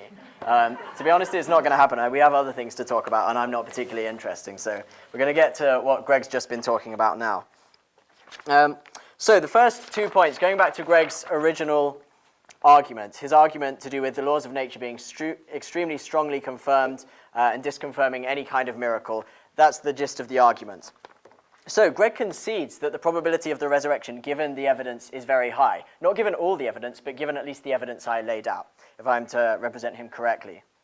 And so I appreciate this concession. I think it's one we should all accept, that actually there is extremely good historical evidence for the empty tomb, for the disciples and other followers of Jesus having appearances of him, and so on. There's extremely good historical evidence for this, and Greg hasn't doubted this in the slightest, apart from his qualms about the specifics of the accounts in the Gospels. But I want to reaffirm and reiterate that I did point to that evidence and that it's there as stood.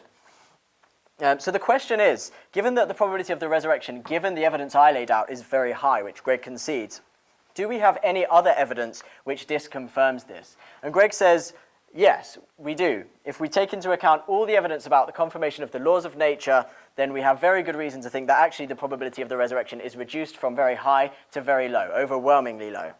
But I simply don't see what this evidence that Greg has in mind is. Greg says that the confirmation of the laws of nature disconfirms the resurrection in this case, and it's impossible for me to see how this would be.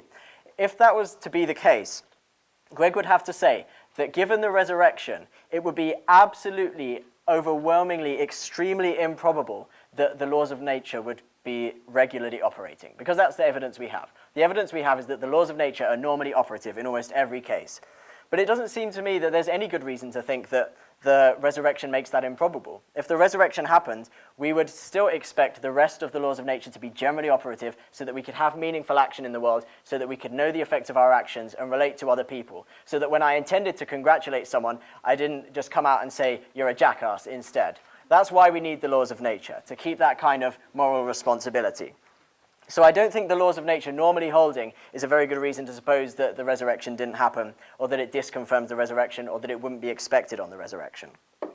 So Greg challenges me to provide a value theory. So he says that just saying God exists in the first place doesn't tell us anything about what God would do. We need a little bit more content. And this is the classic Duhem Quine problem in the philosophy of science, that most scientific theories don't actually entail the evidence. You need auxiliary assumptions. And Greg's quite right that I need at least some hint of a value theory, a theory about what's good and what God would have reason to bring about in order to make these kinds of predictions.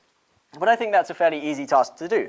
I think all we need to say is that God values personal relationships, and he values love and grace and forgiveness and mercy, all the things that Christianity has typically prided itself on and given as its central themes in its ethics and its behavior and in its emphases, and when it talks about humanity's relationship with God. So this seems to be a perfectly plausible and coherent value theory. It doesn't seem to me particularly complicated or extravagant. This seems fairly sensible from a common sense point of view, taking our moral intuitions into account. It seems very plausible that good things include things like relationships, love, forgiveness, and mercy, and so on. And so I think given that, we have very good reason to expect everything that I've said we might expect if God exists. We'd have reason to expect that the laws of nature would be generally operative, because that's the only way we can have moral responsibility for each other and the only way we can continue to exist throughout time. And it also gives very reason for us to expect God to make himself known in these things through becoming a human, to assure us in our suffering, and so on. I'll speak a little bit more about that later. So getting to Greg's stuff about the literary hypothesis, I'm going to have to flick through a few slides here.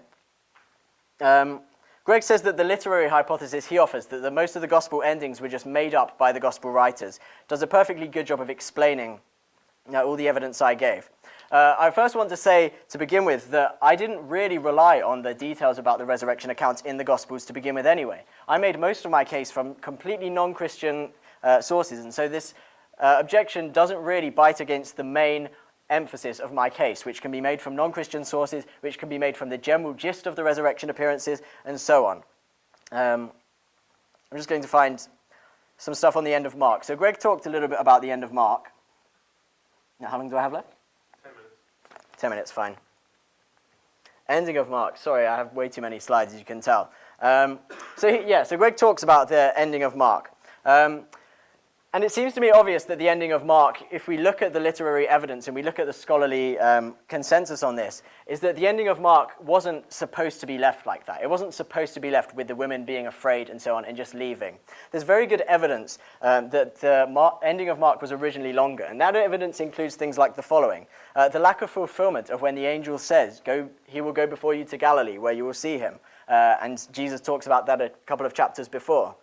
Prophetic fulfillment is a key theme in Mark, and to leave this unfulfilled seems very against the character of Mark's gospel. So it's incredibly plausible that the ending of Mark was originally lost, and that the ending of Mark originally had an appearance in Galilee. Mark obviously believed that Jesus was raised from the dead and seen by people. He obviously believed that the women eventually told people, or else how would Mark know about it? So we can't just take Mark's claims about the women going and telling no one literally. Clearly Mark thinks they told people, because otherwise Mark would have no way of knowing about it, and it would make absolutely no sense.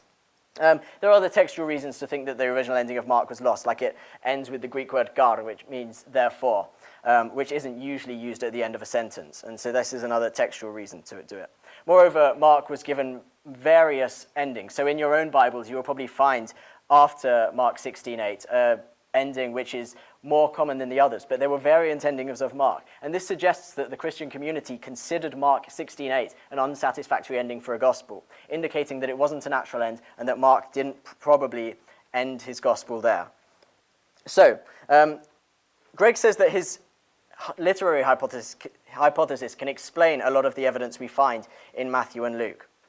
So I'm going to talk a little bit about that here.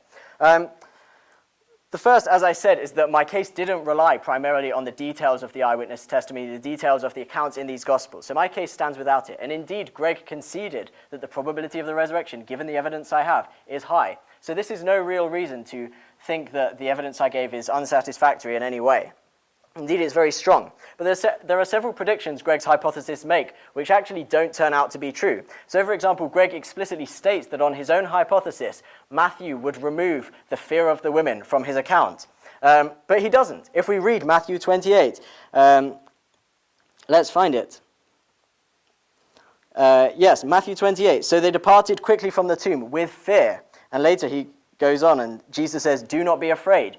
Matthew leaves in the fear, which Greg says that his hypothesis predicts would not happen.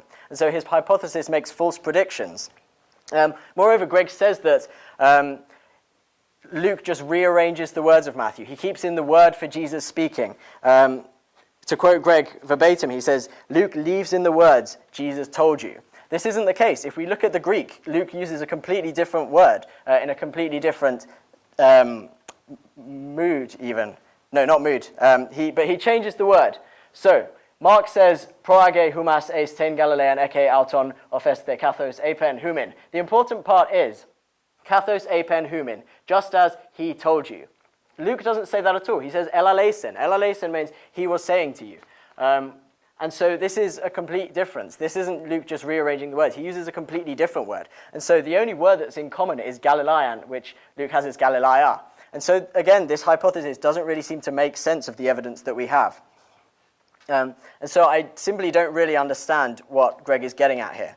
Moreover, the hypothesis Greg gives is extremely ad hoc. He says that if his hypothesis is the following hypothesis, Matthew wanted to supply the ending of Mark that was lost, where Jesus sees the disciples in Galilee. Luke wanted to have his appearances in Jerusalem. John wanted to cobble them all together. This is an extremely ad hoc hypothesis. For any historical text, we could say something like the following. So, for example, take a recent news report of I don't know, so what happened in the news recently? I don't watch it enough, obviously. We'll talk about Matthew Weathers, the Biola professor. I'm sure you're all familiar with him. Doing his computer thing and being very famous from all of that. Suppose we see a news report about that. We could just invent the hypothesis. Oh, the reporter just wanted to make up a story about Matthew Weathers doing a funny video and getting famous on the internet for it. But that's an extremely contrived hypothesis. We can do that for any historical document. And so there's no reason to accept Greg's prior probability, which he gives for that hypothesis, which he says is 0.1. I think it's far, far lower. I don't think the evidence goes anywhere near confirming that hypothesis to the extent that Greg thinks it does. 5 minutes. Okay, so these are a number of reasons to think that his literary hypothesis is unsatisfactory. But one of the most important, if I'm going to continue, is to explain why these gospel authors had these motives in the first place. Why would Matthew want to have experiences of the disciples in Galilee, of the risen Jesus? Why would Luke want to have experiences of the risen Jesus in Jerusalem? Why would God want to put them together? Because these gospel writers believed that Jesus was risen from the dead. And why did they believe that? Because his disciples and close followers had experiences of him. So even if we accept that Greg's hypothesis is true and that these gospel authors were inventing the details of these accounts, we still have to explain those motives in the first place. And it seems to me by far the most plausible explanation of those motives is because they believed that Jesus appeared to Jesus' close followers risen after he had died. So I think that's a number of reasons to think that Greg's literary hypothesis is extremely unsatisfactory, and even if true, gives very good confirmation of the disciples having appearances of the risen Jesus. Finally, how long do I have left? 4 minutes. Okay, so I just have time to quickly touch on Greg's last points about whether God would have reason to become incarnate and to send a prophet. So one of the first ones I said was that God has reason to become incarnate or to send a prophet so that we could learn things about him, about how to live our lives, and so on. It seems to me that this obviously still stands, that we obviously have this reason for God to become a prophet. Greg says, well, can't humanity just get by on its own? Can't they figure out all these things on their own? I don't see that as remotely plausible. So suppose, for example, that God is a Trinity, that God exists, Orthodox Christianity is correct, and that God is Trinitarian in form. How on earth would we know that? Unless you're Richard Swinburne, who thinks he does know it a priori, but we won't go there. How would we know that if Jesus didn't kind of intimate that in his teaching to the disciples, if the early church didn't come up with that, if we didn't have this ostensible revelation from God? There's no way we'd know it. And yet Christians have historically held that that's a very important thing about God to know. And so it seems extremely plausible that God would want to teach us things like that. And he might send a prophet or a messenger or become human himself to do so. Other things might be moral truths. We might not have any justification for believing our moral truths unless God himself tells us them. And I think there are compelling arguments for this position, especially when we think about more detailed moral truths. So maybe our intuition about pleasure being good and pain being bad is correct. Maybe we can get very vague moral truths from our intuition alone. But it seems to me very implausible that we could get the kind of detailed ethics that Christian gives and the huge emphases that Christian ethics gives unless those were revealed by God. So I think that's also a very good reason for God to become incarnate or to send a prophet. The second reason I gave was so that God could give us assurance in our suffering, and so that he could assure us that our suffering wasn't meaningful. And Greg helpfully points out that there are successful theodicies which explain why God allows suffering. And I think these theodicies are successful as well. I don't necessarily agree with John Hicks, but I think there are other reasons God allows suffering which are intellectually satisfying. But of course, most people in history haven't found theodicies emotionally satisfying. Most people who think that theodicies work still have dark nights of the soul, still go through intense suffering and have huge emotional crises. And in my experience and in many other experiences, most Christians, I think, would say that knowing that God has been through that as well as them has given them huge emotional comfort. Even if they knew all the theodicies before, even if they've read their philosophy, they've read their Van Inwagen, they've read their John Hick and so on, they still need assurance that their suffering is meaningful from an emotional point of view. And I think God has very good reason to become human and to suffer in order to assure us that he is there with us and that he suffers with us, and to give us a more concrete, firm conviction that our suffering isn't meaningless. How long left? 1 minute. 1 minute. Okay, so the final reason I gave was to provide atonement. As far as I could see, Greg didn't challenge any of this to any extent. So I said that God has a reason to show our value to him and how costly it was for us to be reconciled to him. I think that's another very good reason for God to become incarnate, so that he can show us the extent of our sin and how much we affect God and each other by going to die on the cross. And I think this does an incredibly good job of explaining how valuable humans are to God. And I think there are very few ways which would achieve this just as well. And I think it would be incredibly fitting for God to humble himself in that way, to show that humility was a virtue, and to do so in a way that showed us our value to him. And he can do that most primarily by dying on a cross and showing that extreme emotional and physical cost that it took to reconcile humans to God, because we need it. And so I think those are very good reasons for God to become incarnate. And I think that's a very good overall compelling case to believe that Jesus rose from the dead. Thank you.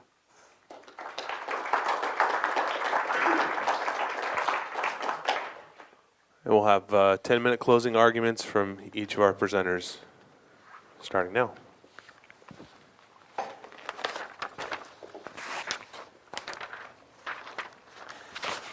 Well, let's see here. I did say that the probability of the resurrection on F is 1 minus n negative 14th, but I don't buy that. I just assume that for the sake of argument. So do not think that I think that's really true. I actually think it's extremely low. Okay, so Calum says he can't see how the confirmation instances of C disconfirm R and M, but he did not do a Bayesian analysis of the evidence as I did. Right? He's actually conditioning on R alone, not on M and L. I made that point before, I make it again. He's simply ignoring the argument I've given in its details, right? So if you look at the overall structure of my argument, you'll see what you're saying is irrelevant, Calum. Calum's value theory, he says God values persons, love, grace, mercy, but he doesn't know this. He's assuming it, he's stating it, but he doesn't know this is a fact. So again, to show what God values, you have to have a value theory. Theism itself does not entail any value theory, right? Theism entails that God is perfectly good, but it does not entail what God will value. That is a separate proposition.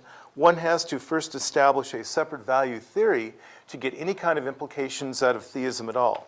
In fact, theism doesn't even, you can't even show that it's likely that God will create the world given theism. You have to add a whole lot of stuff to it. And this whole lot of stuff you have to add is highly controversial. Let's go back to my literary analysis. Mark's ending on Gar doesn't really have anything to do with what I was saying, so I would be happy to accept your hypothesis for the sake of argument that Mark may have had a longer ending that's been lost. That has nothing to do with what I was talking about. Gegraptai Gar, Ephabonto Gar doesn't really make any difference in this case. Calum misunderstands me. I didn't say Matthew does not remove the fear. In fact, Matthew does have fear, but if you compare the amount of fear in Matthew compared to Mark, it's minimal, but that was not my point. What Matthew removes is the women not going and saying anything to anyone. That's what Matthew removes. He has to remove that because otherwise the women don't go to talk to the disciples. The disciples don't see Jesus in Galilee. So the issue is the fear leading them not to say anything to anyone. It's that kind of specific fear. Calum misunderstands what I have to say about Luke as well. It's really the same point again. When Calum looked at the Greek, I was not saying that we have exactly the same words here. What I was saying was that Luke changes the wording of his authors as little as possible. I was going to try to show a PowerPoint slide, but I can't do that. What Luke does is he will keep the same verb, but he may change the meaning of it or the tense of it or the form of it. He keeps the word Galilee, he keeps the idea of Jesus telling them, but he changes the meaning of that. So Calum misunderstood the point there. Calum says, I assume the independence of the evidence. Well, in my Bayesian argument I did, but I also pointed out, by assuming the independence, I hurt my own case. In fact, the evidence has a strong positive dependence in favor of my case, not against it. And again, Calum has not dealt with the actual Bayesian argument. He's taking shots at parts of it, but not the entire argument itself. Let's see.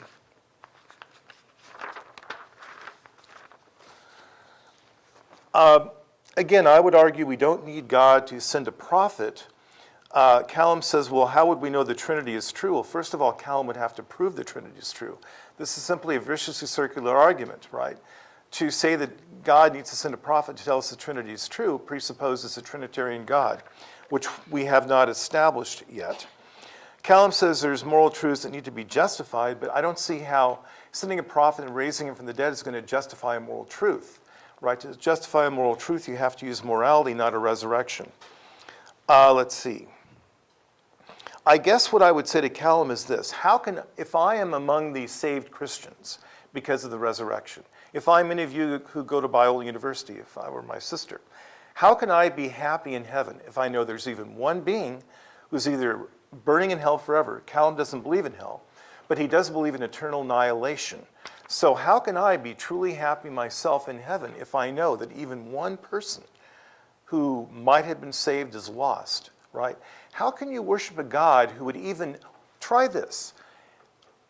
Those of you who are not yet parents, maybe those of you who are parents, if you knew for a fact ahead of time that you were going to have a child and that child was going to become a mass murderer and end up being executed, if you knew that ahead of time, would you have that child? Not would you have an abortion, would you simply not mate with that man or that woman so you could avoid having the child? You would simply say, I'll not go there. I don't want to create something that's going to end up having a horrible life. You would not have that child. You would not have that marriage. You would not have sex with them, right? Then why would God, knowing ahead of time what's going to become to his creatures, why would he set up a system where we only know the resurrection later on in history, right? People who lived before us never heard of the resurrection, so they will be lost and go to hell. What about people in communist countries who are brainwashed? They won't believe in the resurrection. They'll go to hell. Or if you don't believe in hell, we have eternal annihilation. So why would we have a God who's perfectly loving? Why would we have this story if God knows ahead of time what's going to be the end of it? You wouldn't do it. I wouldn't do it. We're loving, kind, generous people. I don't think God would do it either. I think if there is a real God, he would never do this. And so I think the whole idea of the theodicy that Calum is giving us is ultimately bankrupt. Any good news that is not good news for everyone is not good news for anyone, including God, right? If God really exists, if he's perfectly good, he will make sure nothing is lost, no one is lost. But on Calum's theodicy, the vast majority of humanity, the vast majority of people who've ever lived will be lost. I don't see how that can be good news. That is terrible news. Yeah, it's good news for me that I'll be saved, but it's bad news for everyone else. I'm a selfish person. I'm a horrible person if I say, hey, I'm saved. Too bad for you, right? That's all I have to say. Okay.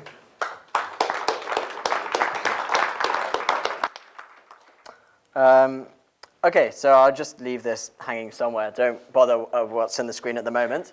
I'm just going to run through Greg's arguments that he gave in his final speech and just try and give a brief response to all of them and summarize what's been going on in tonight's debate. So the first, Greg says that he doesn't actually think the probability of the resurrection, given the evidence I gave, is high. But that seems to me to be irrelevant to the point of tonight's debate. That still means that all the evidence I gave, which I've argued, gives very good reason to believe in the resurrection. You still have at home. Greg hasn't given evidence to undermine that in any form. He says he doesn't buy it, but that's fine. He can refuse to buy the evidence I've given for his own reasons, but that shouldn't convince you because he hasn't given you reasons to doubt the evidence I've given.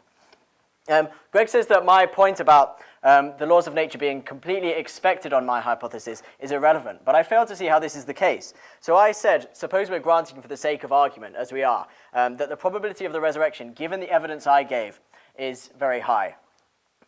Greg must hold, if he accepts that the probability of the resurrection, given the evidence I gave, is high, and he thinks that the final probability of the resurrection, given all the evidence, is very low, he must think, he is committed, logically committed, and probabilistically committed to thinking that there is some other evidence that disconfirms R, that isn't the evidence that I gave tonight. And this evidence, it seems from Greg's speeches and what he's been saying, is the evidence that the laws of nature generally hold.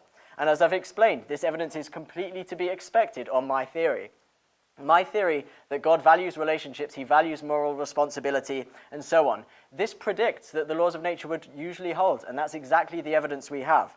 So if Greg wants to say that all the evidence, all the experimental evidence we have for the laws of nature is evidence against the resurrection, he needs to show how, because the resurrection, as far as I can see, predicts that data absolutely perfectly, and so there's no reason to think that that data counts against the resurrection. Greg then says I need to give a value theory. And again, he's right. I need to add something else onto the proposition God exists in order to be able to make at least kind of rough predictions. But I think that's fairly easy to do.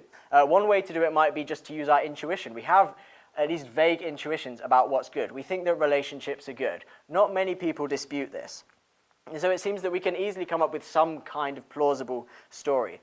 Note, for the probabilistic details of my argument to work out, you don't even need to say that these value theories are probably true. You just need to say that they're plausibly true, and the evidence will work out and do the rest. So all I need to say is that it's at least moderately probable, given our intuitions, that personal relationships are a good thing, in order to make that general, moderate prediction that God, if he existed, might make a world where we could have relationships and moral responsibility and so on. So I don't need to go and prove any moral theory for this argument to work. Another way to do it might be just to stipulate an augmented hypothesis, just to say God exists and he values human relationships, for example. Then I haven't made any claim about value theory. I haven't needed to justify anything. I've just given as a hypothesis the hypothesis that God exists and that he values human relationships. And that already gives us quite a few predictions which we can verify and which turn out to be true. And again, with this hypothesis as well, I don't need to show this hypothesis is antecedently probable. This just needs to have some plausibility, and the evidence will work to do the rest. Greg then goes back to his literary hypothesis, which I've explained doesn't explain some of the evidence that we have in the Gospels, and which itself needs to be explained. So, for example, Greg says Luke changes as little as possible. And that was his point. He wasn't saying Luke uses the exact same words, but that Luke changes as little as possible. But if we look at what Luke says, the only thing he doesn't change is Galilee. Where are we? So out of all these words, So Mark, proage humas eis ten Galilean, eke auton otheste kathos epen humin. Luke says something completely different, except Galilee. He says, Mneithete hos elalesen humin eti onen te Galilea. That's completely different. There are no similarities apart from the word Galilee. This isn't just Luke keeping as much as he can the same, or anything like that. This is something, nothing like what Greg is proposing is going on. Greg says that he doesn't say in his hypothesis that Matthew removes the fear. I'm willing to accept that he just misspoke, but he has, at least in the last debate, said that Matthew removes the fear from his story, and he doesn't. So I appreciate that Greg now says that Matthew keeps the fear in. But in that case, it detracts from his argument that Matthew would remove the fear and have them going to Galilee and so on. This is unexplained on Greg's theory. But my overall point when talking about the literary hypothesis still stands, which is that even if you grant that these authors' motives were to have these appearances and so on, even if you grant the extremely contrived and ad hoc nature of this hypothesis to say that Luke's specific motivation for some reason was to have all his appearances in Jerusalem, even though John is the gospel author who focuses most of his attention in Jerusalem, and so it would be better fit it in John than in Luke. Even if you grant that theory about Luke, about his contrived theory about Matthew and his contrived theory about John, you still have to explain that theory in the first place. You have to explain why they have the motivations they did. And it seems to me by far the most plausible explanation of those motivations is because they genuinely believed that Jesus had appeared to Jesus' close followers after his death. And Greg didn't address this point, I don't think. Finally, Greg talks about the motivations I gave for God sending a prophet or becoming human himself. And I think these can still be defended from the arguments that Greg gave against them. So the first one, Greg says a prophet isn't needed because in order to say that we need a prophet to show that the Trinity is true, we need to assume that the Trinity is true to begin with. We don't need to accept this at all. All I said that if God is a Trinity, then God would have a reason to show that kind of truth about himself. If God was a binity, if there were just two persons in the Godhead, he would have reason to do that. But the point is, no matter what God is like, as long as he has at least some more than vague content, that will be extremely hard to figure out unless God reveals it to us. And so whatever God is like, God has reason to reveal to us more about his nature. So I don't need to prove the Trinity in order for that point to go through. My point stands, whatever God is like, he has very good reason to come to earth and to teach us about his character. Greg says that moral truths need to be justified. If I'm saying, he says that Jesus coming and telling us what moral truths are and what the content of our moral knowledge is, isn't really helped by Jesus coming. So he says that Jesus coming doesn't help us to be more justified in our moral beliefs, and I think this is evidently implausible. Jesus obviously, if we have good evidence to accept his resurrection, gives us good evidence for moral truths. If, for example, Jesus' resurrection shows that there is an omniscient God who sent Jesus, and who sent Jesus to give a truthful ministry and a truthful account of moral knowledge, then if Jesus has good evidence for his resurrection, we can believe the things that Jesus says rationally. And some of those things that Jesus says rationally are things about moral truths. Love your enemy, love your neighbor.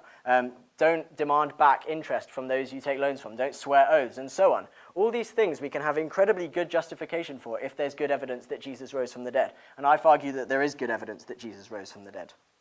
And Greg didn't respond to my other reasons for God needing to become a prophet or needing to become human.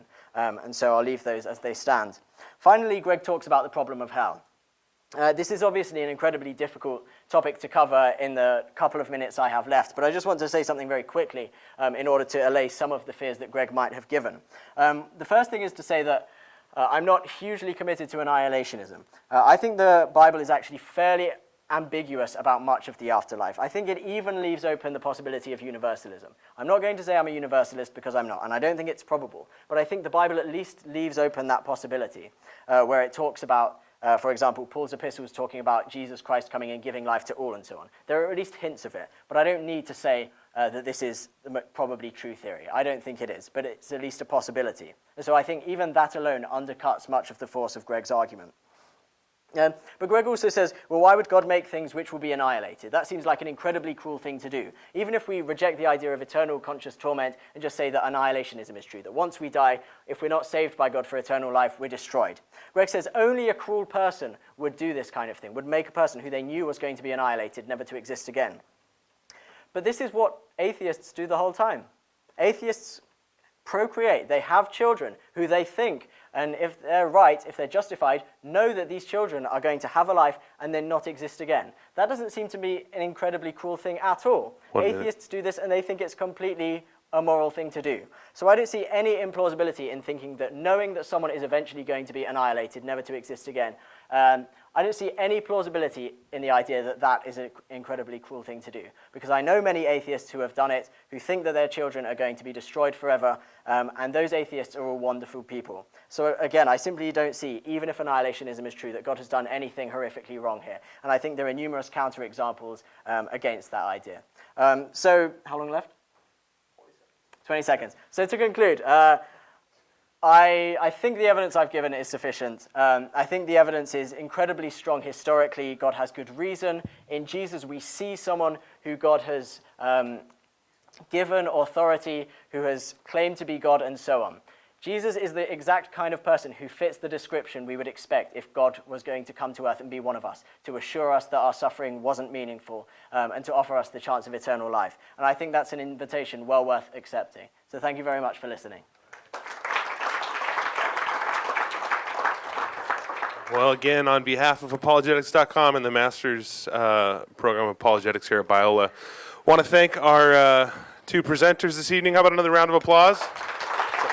We'll have a Q&A, but we'll see time. And as promised, we have ended right before 8 o'clock, so feel free to stay behind for informal questions. Our presenters have agreed to answer those questions, but you are free to leave and will not be considered rude.